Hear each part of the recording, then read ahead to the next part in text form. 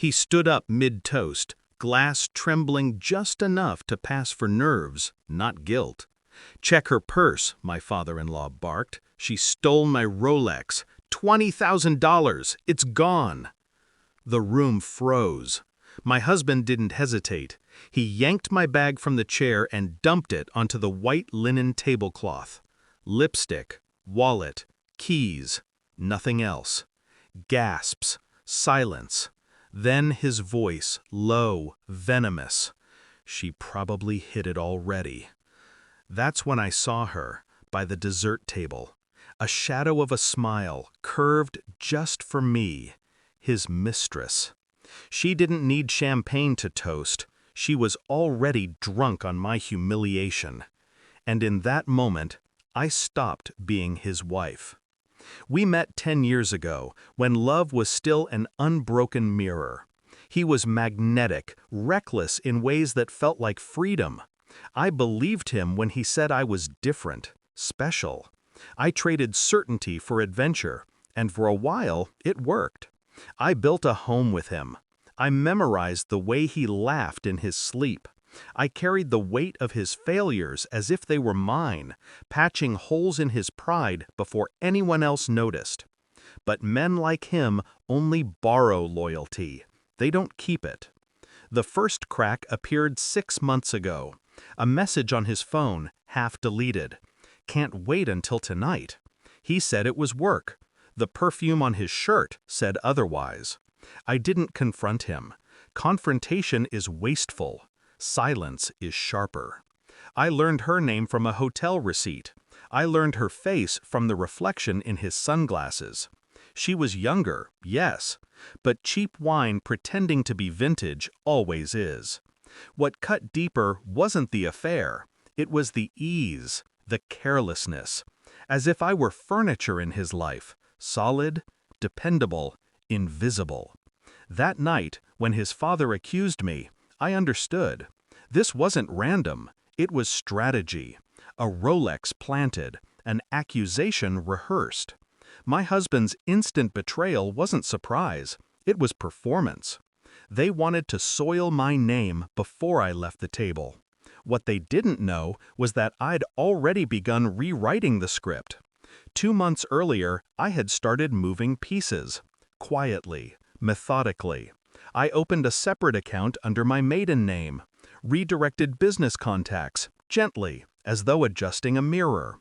Every favor I had ever given, every secret I had ever held, collected like currency.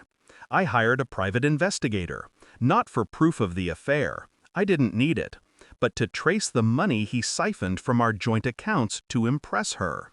Hotel bills, jewelry, weekends abroad, all documented.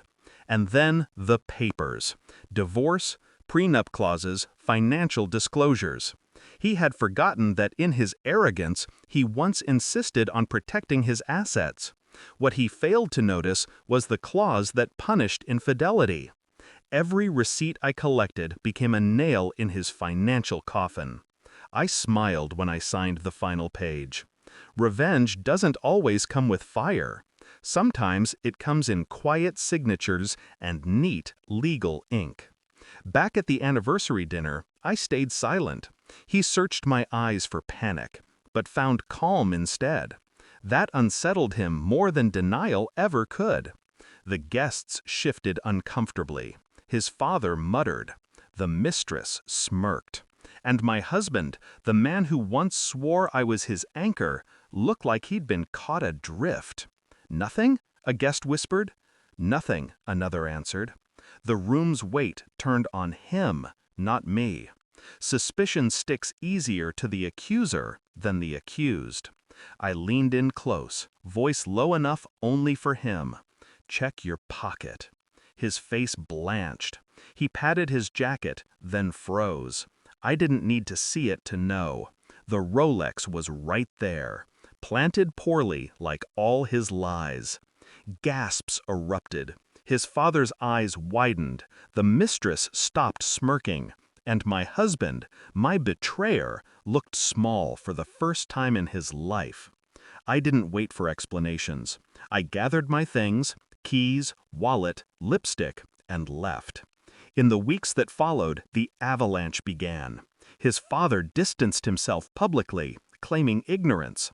The mistress discovered that the gifts she'd flaunted were purchased with embezzled funds. And my husband? He drowned in his own panic, tangled in court dates, debts, and whispered gossip. I didn't need to lift a finger. My work was already finished. By the time the divorce was finalized, I had the house, half his assets, and the one thing he couldn't reclaim, his reputation. I had dismantled him without raising my voice, without breaking a single glass. Sometimes I wonder if he replays that anniversary dinner in his mind. The moment the room turned, the watch in his pocket, the silence that cut deeper than any accusation. As for me, I don't replay it. I don't need to. Justice doesn't echo.